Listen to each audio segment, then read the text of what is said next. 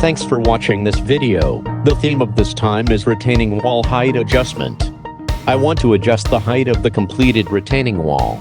There are various reasons such as design changes, exterior changes, and sometimes ground subsidence.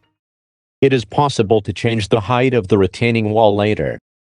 As a feature, never peel off, workable from 0 mm, seams disappear completely. As a reason, 1. Use materials with the same coefficient of expansion as concrete, resin mortar, cross-section repair material. After roughening the surface, use a two-liquid hardening type special bond. 2. It is possible by making a cut in the 0 mm area and securing the coating thickness. 3. Complete integration with the surroundings through surface finishing, polishing, and painting technology. This is a photo before repair. Retaining wall with a length of about 15 meters, raise 0 mm at both ends and up to 35 mm at the center.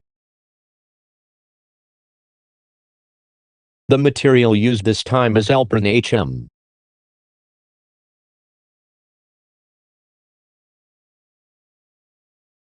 Groundwork completed. Painting completed.